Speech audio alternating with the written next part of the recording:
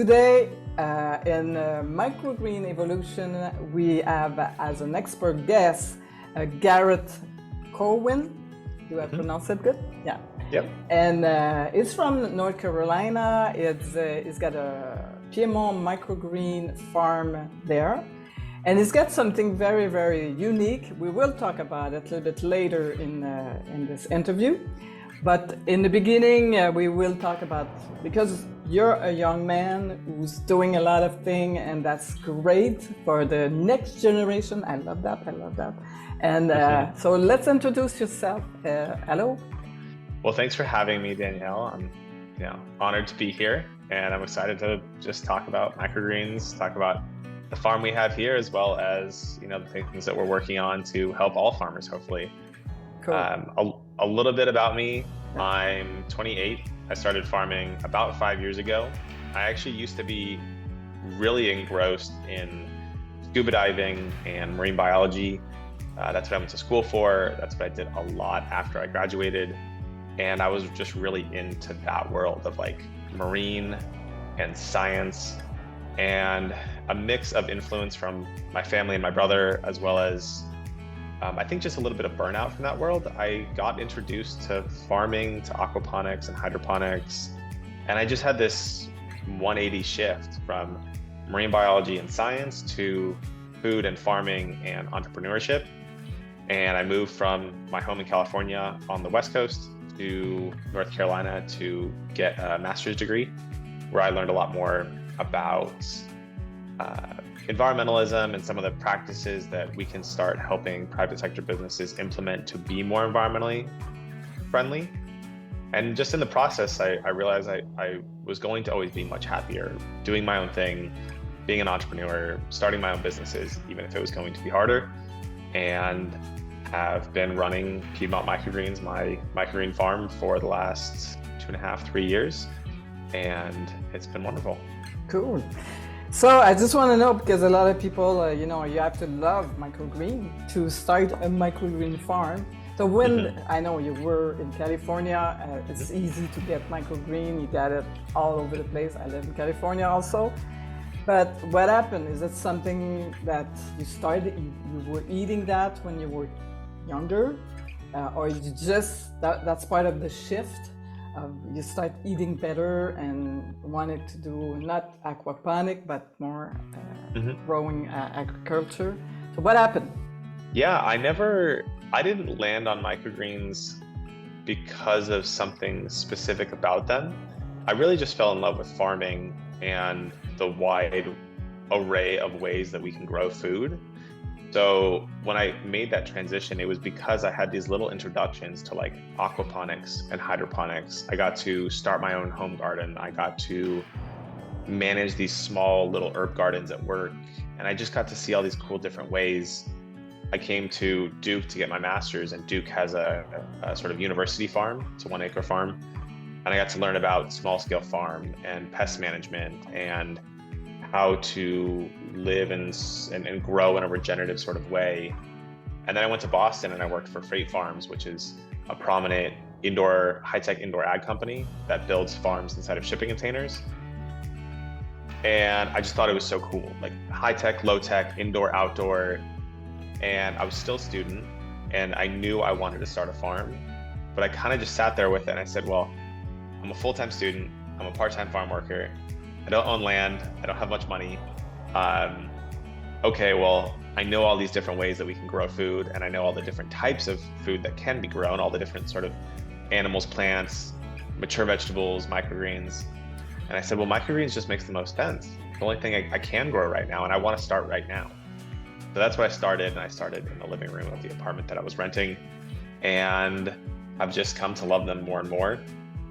As I started growing them more, I started eating them more. And yeah, I do want in the future to start growing, to add more things to what we grow.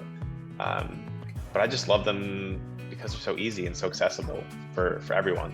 You don't have to know what they are really to eat them. You don't have to know how to prep them. You don't have to wash them. You don't have to cut them. So you went to having your microgreen in your apartment to become a big entreprise, because I saw everybody you put on a microgreen. I see all the logo. The people want to see it. Yeah. So that's pretty much. It took 3 years to went through that stage. Or you knew right away when you start growing your microgreen in your apartment. One day I want to do that. One day I'm going to be having a microgreen enterprise. Sometimes you have, because you have that piece inside you. Yeah. You're an entrepreneur. Entrepreneur is something you're born with. You become that, and you want to be free and you want to help, and that's all the tool that you need for. But you specialize in that. So when did that happen that you decide to do? Because it's going to help a lot of people. Because a lot of people are growing microgreen in their living room right now, and they want to grow. They want to have the world know about it. But it's always a transition, and the transition is very hard. And let's talk about that transition. So I knew I wanted to try to make it work as a business model without testing it. And so I think I tested it by visiting a prominent North American farm, Boston Microgreens, when I was in Boston. So I went there in the off hours of my internship at Freight Farms, and I got to meet the owner, Oliver. He's a young guy my age, so it was cool to see somebody like me doing it, and I could really put myself in his shoes. I got to see his operation and ask him questions about his challenges selling to chefs in Boston. And I had sort of decided, I did a lot of research in my off time when I was in Boston, researching competitors in my area here in Durham and what they were pricing things at and things like that. And that way, when I got home, I knew I was going to try to get it going rather than growing for myself and my personal consumption and then tiptoeing in. I just said, I've done the research. I really like this. It fits my current constraints as a full-time student. So let's give it a try. And so I went in right away with 2 racks, like a few bales of soil and a few bags of radish, sunflower, and pea seed. And then it was just incremental from there. I think I differ from most people in that most people might start growing for themselves, and then they're already growing, and they have to decide if they want to go full-time with it as a for-profit business. I sort of made that decision without testing it for my own personal consumption first, but I had to make a similar decision when I was getting close to graduating from my master's degree. So I was in business for about 8 months at the time, and I was thinking about going back to work full-time for Freight Farms or maybe another agricultural company. But I had a couple months left in my degree program, and I was sitting there saying, either I need to decide now, either do I start applying for jobs as I approach graduation so that I have a job and somewhere to move come, May, or do I need to lean even harder into this microgreen business and risk it, see if I can make it work full time, running it by myself, living lean so that I can reinvest in the business. And I talked to my parents, who are lifelong business owners. I talked to other farmers, and I think I just decided, I sort of took stock of all the jobs I'd had in the past and how happy they made me or how unhappy they made me. And that was when I made the decision. I just said, I don't think I'm going to be as happy working for anybody else than I will doing my own thing. And so that was my sort of precipice that I had to make the decision to go into it full time or not, rather than, as you alluded, most people are sort of already growing from themselves and they just need to decide if they want to do it for profit. That was an easy decision for me. The harder decision was, do I want to go from side hustle to full-time business owner? So what did you, that same summer, you start, you say, okay, I'm doing it, I'm gonna do it. So of course you start growing, bigger trail. And where did you go first? Did you go to the market? Because I don't know if you have, I guess you have markets like everywhere else in the world, or did you go right away, see chef in restaurant, or both? What did you do? What was your first move that make you grow? For most people starting, you have farmers markets, you have grocery stores, you have restaurants, and you have selling directly to home consumers. I couldn't get into our local market, partially because most markets only accept new vendors in December or one time a year, and it just wasn't that time of year. I also was just too small to provide the volume that was potentially needed for that market. I figured grocery stores would be a little more strict about food safety and coming to check your facility and making sure you had certain certifications. And I tried home consumers, but I think the logistics of driving to a bunch of people's homes and getting enough people to sign up for your subscription can be really challenging. You have to sort of hit a critical number before it's all the overhead of driving around is worth it. And so I figured chefs would mostly care about price and quality. Not to say that everybody doesn't want the most safe, most ethically produced food, but I sort of figured if I was doing my best to grow, in a clean, safe environment, that if I provided the best produce at a reasonable price, that was my way to start. And it wasn't like I was taking on a big grocery store or big chain of grocery stores that wanted hundreds of containers a week. I could just go with one restaurant or two restaurants. And then once I felt comfortable with that, I could do restaurant 3 and restaurant 4. And it was just a little bit at a time. And that was sort of my thinking. It was a mix of what was available to me and what was, I guess, most approachable from a production and learning curve perspective. So I guess you start with 1 or 2 or 3. You went to the chef, because that's a good thing to talk about, because a lot of people have this wanted to do. But in the States, it's a lot, I guess, easier because they know about it. It's been, so what was the way you did it? The way you did it to approach? Because how many restaurants now you have under your shoulder? Depending on the season, between 35 and 45. The best way to approach is, I think the few tips that I have are basically call the restaurant about 90 minutes before they open. If you call before that, closer to opening, the chef will probably be in, or the manager will probably be in, but they will probably be too busy preparing for the start of service that they won't want to talk with anybody. If you call more than 2 hours before the start of service, the chef may not be in yet.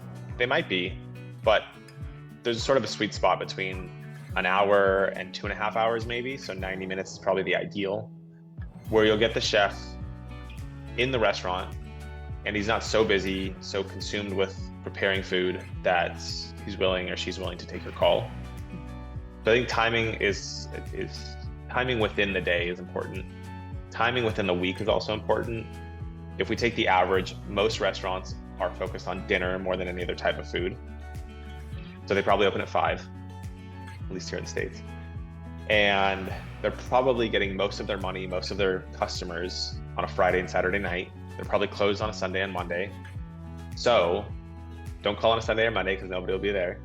Don't call on a Friday or Saturday because they're going to be pissed that you're calling while they're running around trying to prepare for their biggest nights. Yeah. So I really focus on 1 to 2 hours before service. That's amazing. That's amazing tip. That's amazing tip.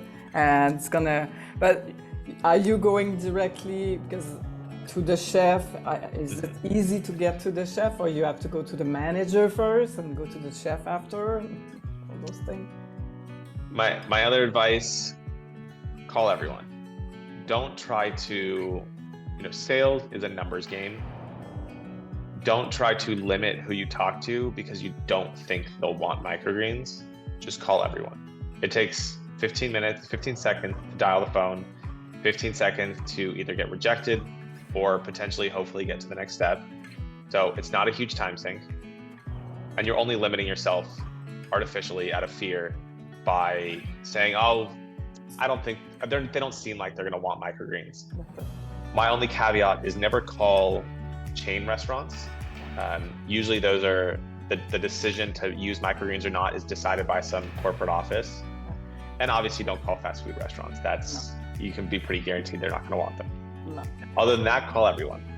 Call fitness clubs, call restaurants, call breakfast joints, call coffee shops. Mexican, Chinese. Everyone. Whatever. Yeah.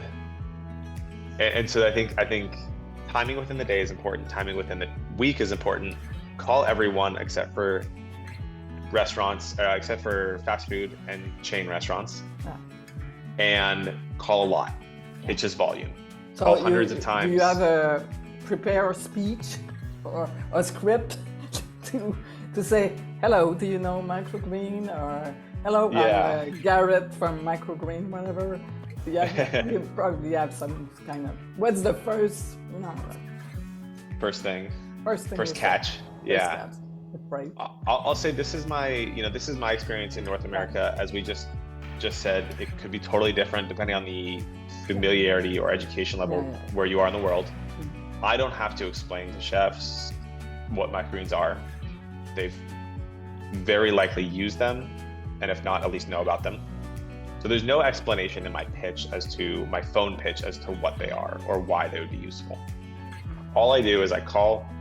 If the host or hostess or somebody that is not a decision maker picks up, in my most pleasant and uppity voice, I will say hi. I will ask them how they are. They will ask me how I am, and I will ask them if I can please speak to the chef. And I word it as a statement, not a question, because a statement is more of a command. I have the authority to talk to the chef. I just need you to pass me through. Rather than if you word it as a question, hey, would you mind if you connect me with the chef? Then it gives them an option to say no. Okay. So I think that's one little thing. They'll pass me off to the chef, assuming they're in. And when the chef picks up, I just want to be as fast and as no nonsense as possible. Yeah. Exactly. Yeah. Hi, my name is Garrett. I'm calling from Piedmont Microgreens in Durham. So I show that I'm local, I'm a neighbor, I'm a friend. I'm not a big conglomerate. I'm not some nameless, faceless sales rep out of another country or another state. Hi, my name is Garrett. I'm calling from Piedmont Microgreens. We're over in Durham. We focus on growing microgreens and we focus on catering to chefs and restaurants. I was wondering if I could come in for 15 minutes sometime, bring you some samples, and see if that's something you'd be interested in adding to your menu. And then you wait. It's simple, 2 or 3 sentences. They don't need to know your last name. They don't need to know how you grow or how long you've been in business or anything like that. Just name, business name. Yeah. Like make it local. A speed dating. Yeah, exactly. Just like think. And it's simple. 15 minutes. I'm gonna give you something free. Okay. If you don't like it, it's fine. Yeah. But I think this would be good. So they usually say, okay, bring it in. They try your sample, and you give them the option to order and have a delivery to their kitchen every week. That's basically the service. You're giving them the price list and they take it or they don't. So are you doing that? You still growing? You still going to the new restaurant? Or do you have every month you say, I'm gonna have 5 more this month or something like that? You have a different goal? Because you already have a lot of people. Yeah. So you have to think when you have more people, you have to grow more because you're pretty big right now. You don't do that in your apartment, I guess, anymore. We're still in my garage. Okay. We're still in. We are under contract to buy a commercial space. Okay. So that that is motivation to keep finding more customers. We'll have more space. We'll have more rent. We'll have more expenses. So we need to make sure we have enough customers to pay all those new costs. But I think I'm happy with how much I've learned about selling, particularly to chefs and restaurants. I think I've learned a lot of the nuances of how to be really effective in selling to those people. And I think there's a lot more restaurants that we can and will sort of work with in the future. But now my attention is a little more split. Still trying to add restaurants because we're good at that. I know how to do that. And it gets easier. You get endorsements by other chefs, or a chef will bring you on as a vendor at their restaurant. but then maybe they'll leave and they'll go to a different restaurant and you'll stay here, but then they'll add you at the new one. So you kind of got 2 for 1. Yeah. Or they refer you to someone. Exactly. They have, there might be like a local restaurant group, or there's 10 restaurants owned by the same person, and you kind of. But my attention is progressively more towards local grocery stores, local sort of private enterprises that feed maybe schools, or we're trying to find alternative customer types. And there's a lot of there's just a learning curve involved in each of those. So we still do restaurants. It's our bread and butter. It's sales that I know how to do really well, and now it's fun. We're trying to. It's amazing to see someone because you're a young man. You're very bright, very. And what I noticed is very, very special, because I've been eating microgreen for the past 35 years in Canada. And I was like one of the first one. We didn't call that a microgreen, we call that another word. It was really hard to find and all those things. But I've been eating that for a long, long time. But it's kind of stopped, I can, or slow down, because of the COVID and all those things. But I see the new wave coming in. Everybody I interview or I talk to, it's the 3 year I start this. It's like a new something, like a big wave. It's like a call. It's just like a call. Like you want to grow, you want to have save the planet or help the planet, help the human. It's like a big thing since the COVID, I think. It's changing. A lot of things change. And a lot of people were, attracted to do that. But now I want to talk, because you have a bigger project, I think.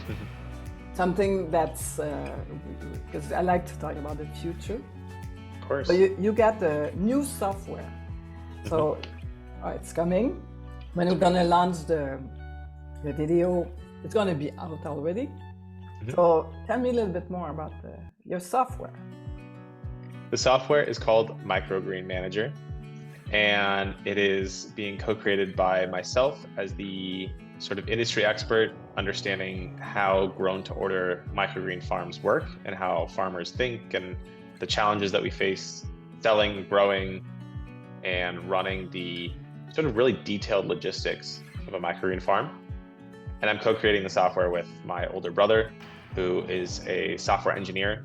He used to work for Facebook or Meta, and decided to leave that job to also pursue his own entrepreneurial projects and passions.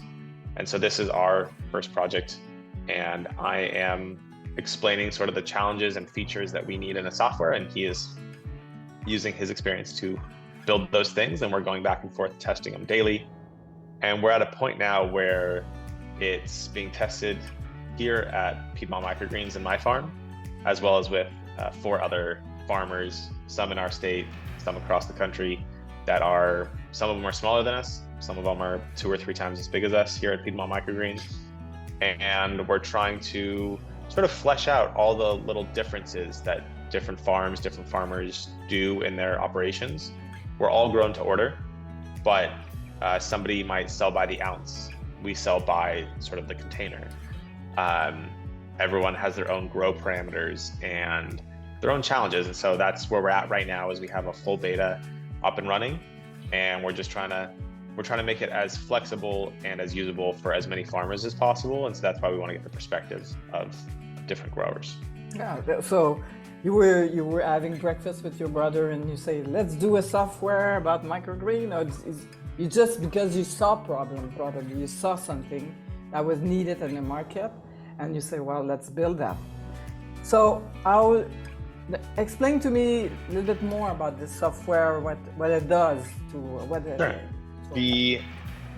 Most farms are grown to order. They say, okay, chef, grocery store, farmer's market, what varieties and how much volume do you want of those varieties? Most people have a weekly standing order, but some people it's every other week, some people it's monthly, whatever the delivery frequency is. And then we get to work growing those things, and we plant them, of course, days or weeks in advance of when they're supposed to be ready. And so there's all this planning of how much do I grow of what varieties, and how do I harvest them, when do I harvest them, and how do I package them so that I can get them to all those customers in the right quantities of the right varieties at the right time. And so it's all these little details of managing the orders, but also the grow process. And so what the software does is it says, okay, first give me all of your crops. Give me your arugula, your basil, your amaranth, your peas, and your sunflowers. Tell me all the details of those crops. So when you grow a tray of sunflower, how much do you expect to yield on that tray on average? Do you usually grow 18 ounces or 20 ounces or 22 ounces? And how long do you grow it? Does it take 7 days for you, or 9 days, or 12 days? How long are you growing it in your farm? And we do that for all of the crops, and you can put in individual steps. You can say, we're gonna plant it, then we're gonna leave it in germination for 3 days, and then we're gonna put it under lights for 6 more days, and then we're gonna harvest it on day 9. And so now you have all your crops with all that information about each crop variety and how much you expect them to yield. And you can also put in tray sizes. So you can say, I sell my sunflower by a 4-ounce container, by an 8-ounce container, and by a 2-pound bag. And you can do that for all your varieties. So you have now all your crop information, and you have sort of your menu. And then the last piece that the user is putting in are your orders. So I would go through all 40 of our restaurants, and I would say, okay, restaurant 1 wants half a pound of this, 2 ounces of that, 3 pounds of this, and they want it every week. Restaurant 2 only wants this one thing, and they want it every other week. And so now you can define sort of the frequency and volume of the things that your restaurants or your customers want. And once you hit submit on those orders, the software in the background is doing all the math. It's saying, okay, we need X amount of sunflower shoots or X amount of product to be ready on these dates in the future. And it will generate all of the tasks that the farmer has to do in order to make sure all of that stuff is being done in a timely manner so that the product is ready on time. So it'll say, okay, it's Monday, you need to plant 10 trays of sunflower shoots, 3 trays of broccoli, 7 trays of pea shoots, and 1 tray of beet. And then Tuesday it'll say, soak pea shoots. Wednesday it'll say, take this stuff out of germination. Thursday it'll say, harvest XYZ. And it's just feeding the user or the farmer all of those little things that it takes to make sure everything happens on time in the right volumes for all those orders. And you can go and you can change things. You can say, hey, we did some testing, we did some optimizing, and now our sunflowers, instead of taking 10 days, takes only 9 days. And so it'll recalculate things to say, okay, your farm has improved or things have changed. Let's make sure all of our dates and all of our tasks are being recalculated so that they happen at the right time. And it should take a lot of the guesswork and sort of hoping out of the farming process. So let me show, because I authorize you to share your screen. Let me show you on your screen how it looks like. So if we go to our dashboard here. Yeah. So as I said, we have crops first. We have all of our crops here. These are all the crops for Piedmont Microgreens. Everybody can put in their own crops. Down at the bottom, you have a place to put in your crops. You can put in your name, total grow time, depending on where you are in the world, if you prefer ounces or grams. You can put in what you expect to yield per tray. And for the, maybe if you have employees that don't understand how much seed you use for a particular variety, your sowing density. You have some other optional inputs here for how long you are willing to hold on to a product before it is no longer of good quality to sell. You can add notes about maybe where a tray goes in the farm. We put all of our basil on rack number 2. You can add sizes. So we have a 3-ounce container, a 6-ounce container, and a 2-pound bag. And you can add steps. Now you don't need to add steps. If you don't, it'll just auto create a planting step and a harvest step. But you can say, I want to put them under lights after 3 days. And I haven't put any of the other information in, but you can say, I want to put it under lights after 3 days. I want to put it in a blackout dome after 6 days, whatever you want to do for that crop. And if we look at an example here, you'll see all that information. Arugula, 11-day grow. We can expect 5 ounces. We'll hold it for 1 day. So if we harvest it on a Thursday and we have a little bit of extra, we're willing to hold it until Friday to make a delivery if somebody wants it last minute.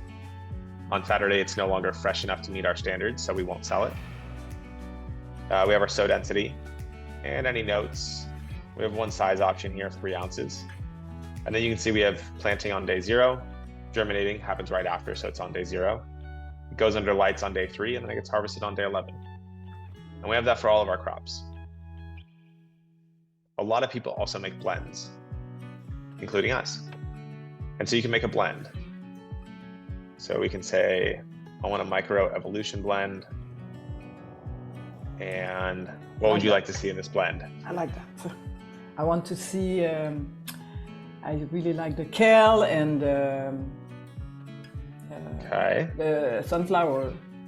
Okay, we'll do some large seeded sunflower. Anything else? I think the fennel. Fennel.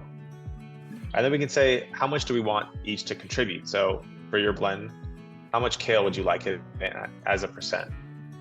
1/3. Okay. Sunflower? The half. The other half, how can I say? Like I have 3, so the most I want the sunflower and the rest. Yeah. All right. And then we can do like that. Okay. So a third kale, half sunflower, and the rest is fennel. And we will sell it in a nice, maybe like a farmer's market 3 ounce and a wholesale 8 ounce. And then we would submit it and it would populate. If we look at one of our other ones, for example, our taco mix is very popular.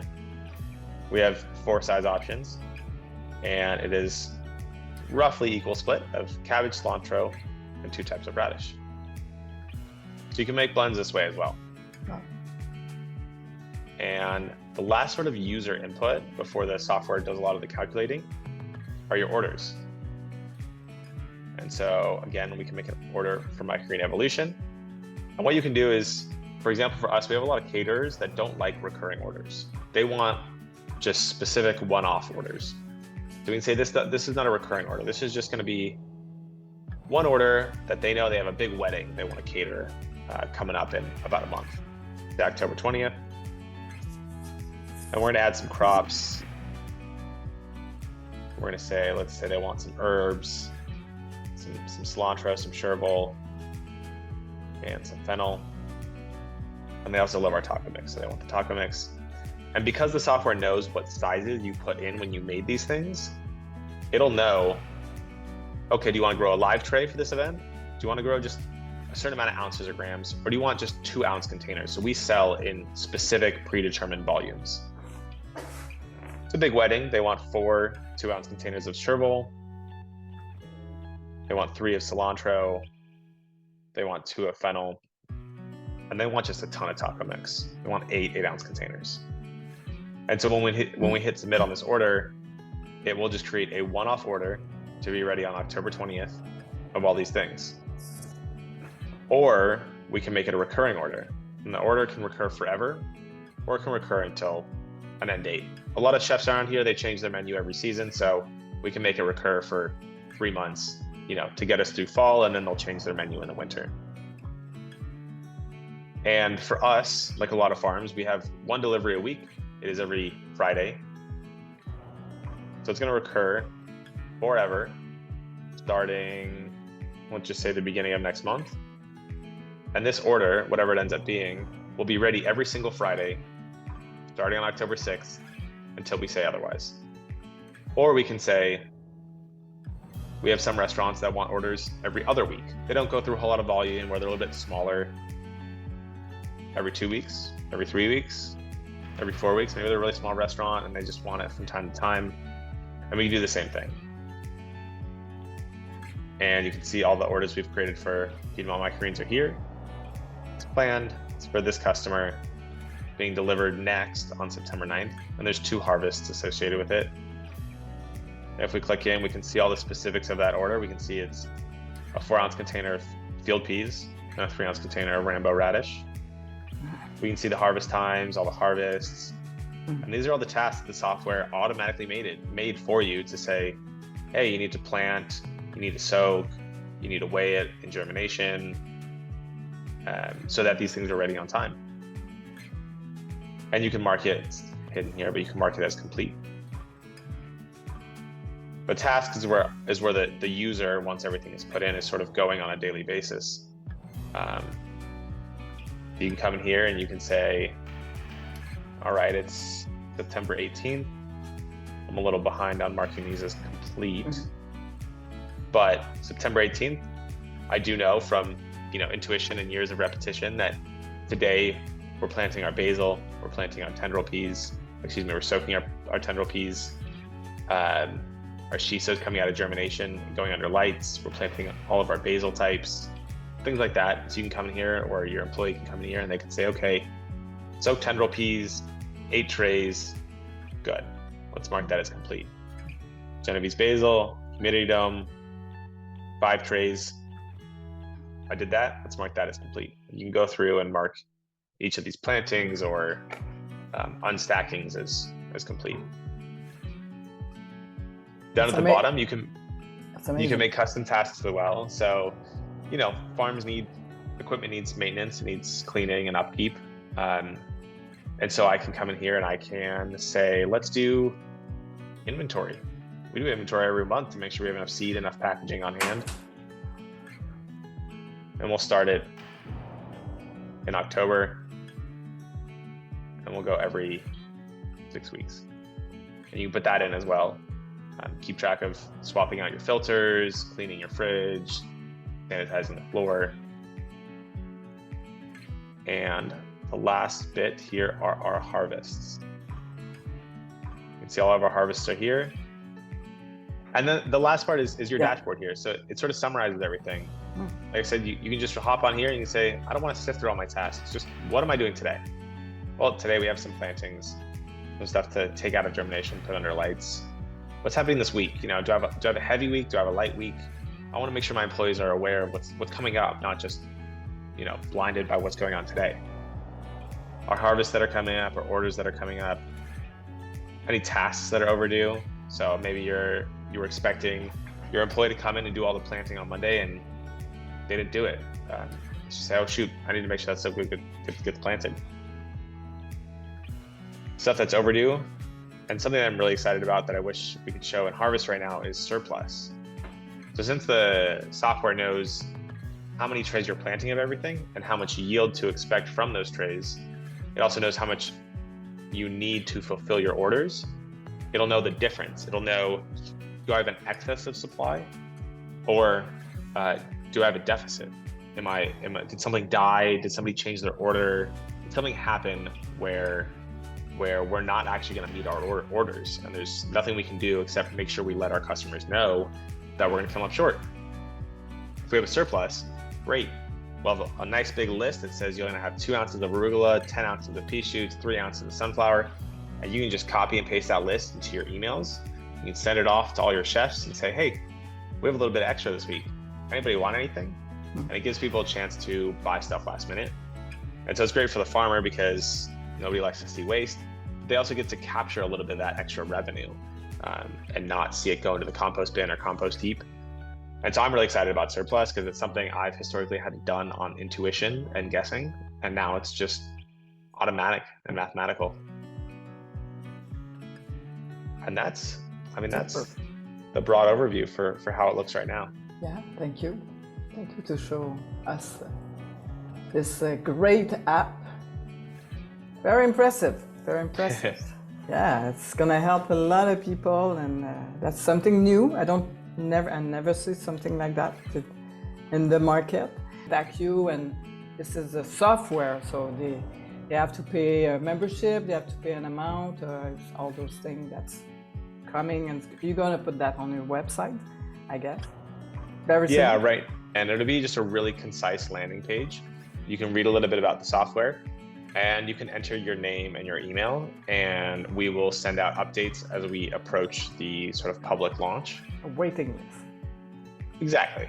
Right now, we expect 6 to 8 weeks before it goes public, as we work out the kinks and get it into the hands of a handful of farmers to test and to make sure we have all the features there to make it super flexible. And it will be a subscription model, so it'll be a monthly payment.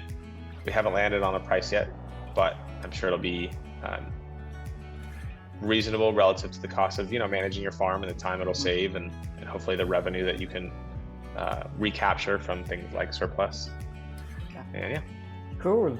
So what is your, because I always finish this way, what is your next dream or objective for we are in September Yeah. 2023. So let's say in the next year, in the next 6 months, maybe. So is sometime better. In the next 6 months, what's your future? What do you see yourself in 6 months? So last week was actually the onboarding of a full-time farm manager, so I can focus fully on the business and have somebody focus fully on the farm. We are currently in the process of purchasing a commercial space for Piedmont Microgreens. And as we just discussed, we're in the process of getting ready to launch this software. So my vision for the next 6 months is to be fully moved into this new commercial space, buy it, renovate it, move our farm from here to there, have the full-time farm manager running the farm, and to have the software publicly available, launched, and obviously get incredible feedback and be able to help as many farmers as we can really reduce this sort of like mental load of running their farms and making sure nothing is flipping through. And so I hope six months from now that we're fully operational in the new space and we're using our own software to run our farm and helping a lot of other farmers run their farms. Yeah, cool. That's a good objective. So I'm sure it will happen because you're very focused, and that's the basic. A lot of people have that problem to focus on the next step and in the next step, but I don't think you have the problem of the focusing and getting big objective, and this is big thing. It's gonna help a lot of people. So I just want to thank you for your time and your sharing of what you did, what you participate on the planet, and I want you to post the result on my Facebook, Microgreens Evolution. So you can put picture, you can put your link and all those things. We're gonna put the link of your how to get it, how to reach you, and all that under this video, and we'll see in the next 6 months what is the result. And I wish you a great future for your microgreen farm also. Thank you. Well, it's been a pleasure talking here, and I'm excited to see what other guests you have on, and I'm sure I will have something to learn from all of them. So cool. Super. So have a great day. Thank you. Bye.